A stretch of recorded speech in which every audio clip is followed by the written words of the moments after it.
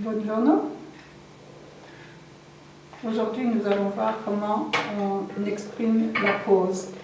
À la demande pourquoi, il y a différentes façons de s'exprimer. Pas simplement parce que, qui est vraiment trop de base, tu vois. Parce que, car, qui est un synonyme.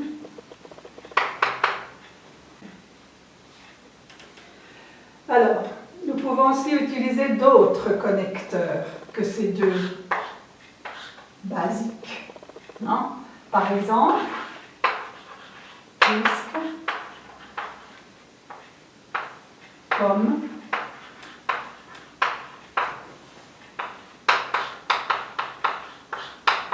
étant donné que,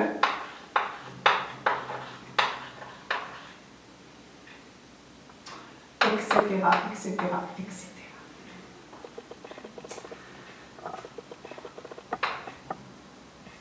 Alors, exemple.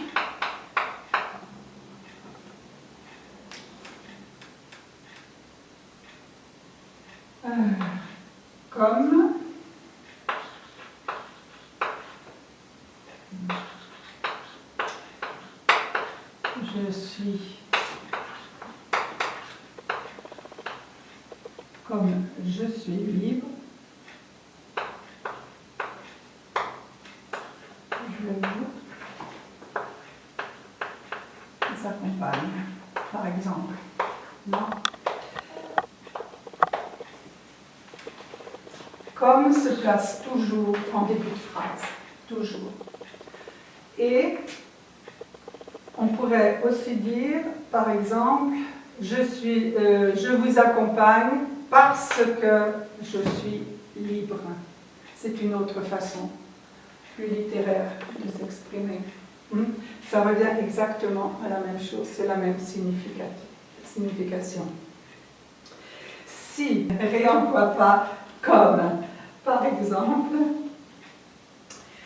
comme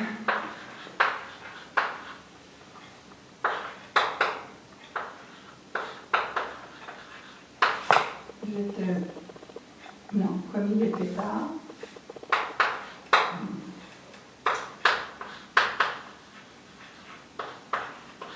et que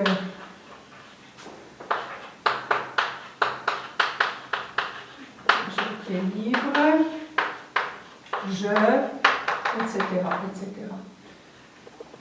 Comme il était tard et comme j'étais libre ne se reflète pas. On n'emploie que la peu. On emploie ça que pour ne pas refaire. Ensuite, nous avons, ça c'est comme.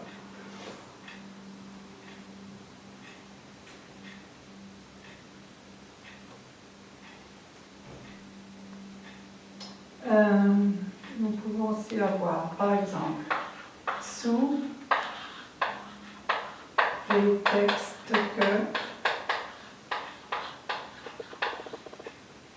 prétexte que, indique une cause contestée.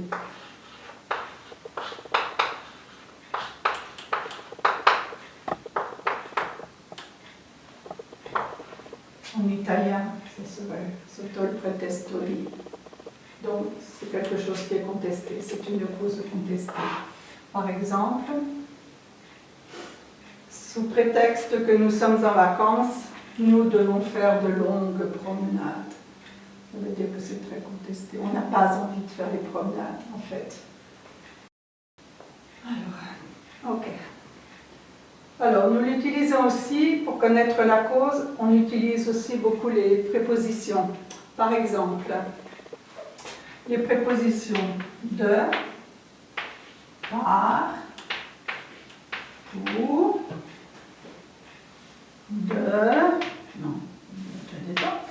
à l'initiative de,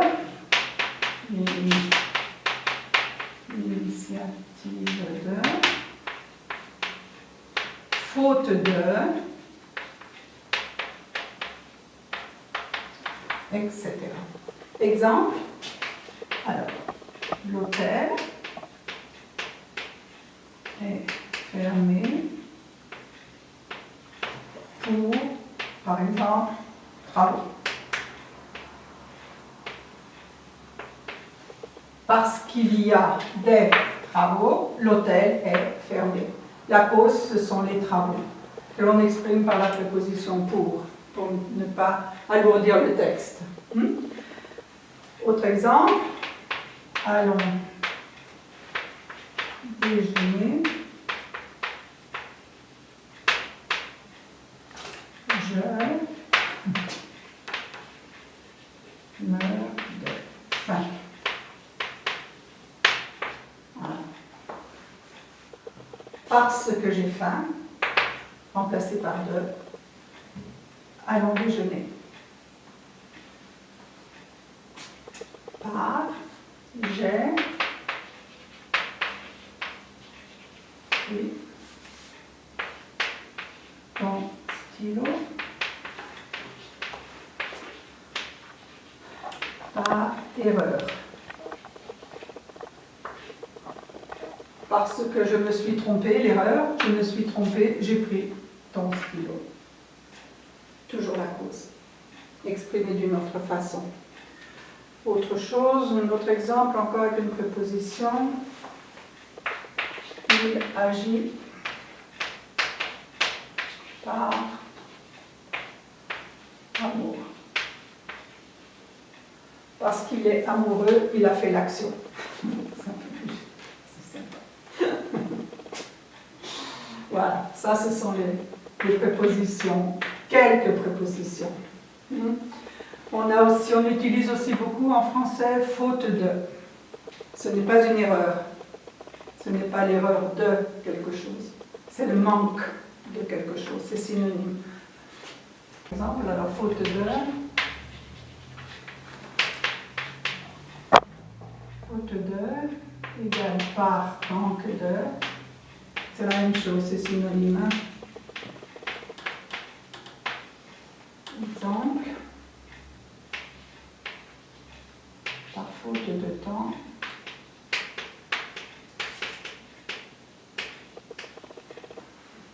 Je n'ai pas fini.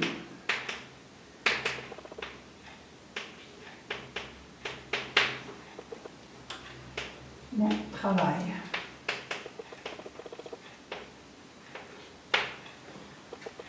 Parce que je n'ai pas eu de temps, je n'ai pas fini mon travail. C'est une autre forme d'exprimer la cause. Ensuite, bon, ça c'est la base. Maintenant,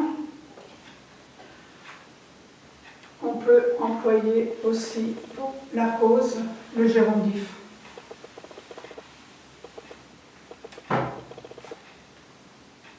Le participe présent ou gérondif. Alors, le participe présent.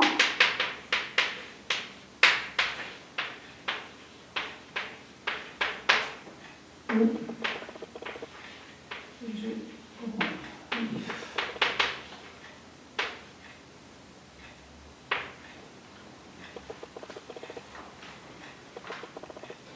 Alors, nous retrouvons les mêmes connecteurs, comme, puisque, étant donné que, à condition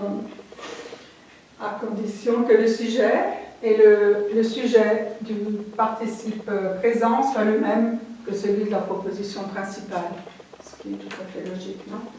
Par exemple, pratiquant la méditation, je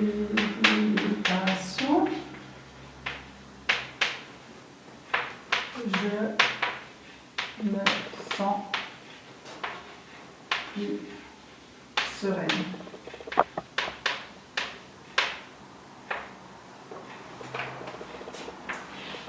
Pratiquant et le gérondif, participe présent ou gérondif.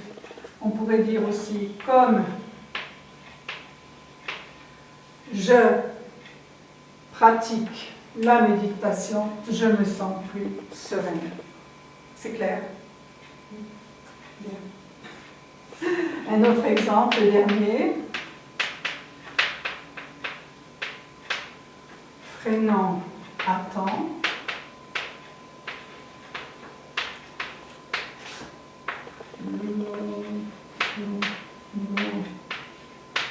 Liste. À éviter l'accident.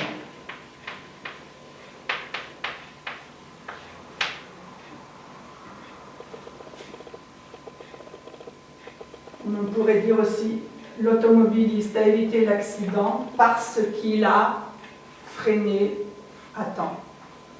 Alors, tout ça est une introduction au thème de la cause et d'autres exemples oui, seront vus dans la leçon, d'autres exercices.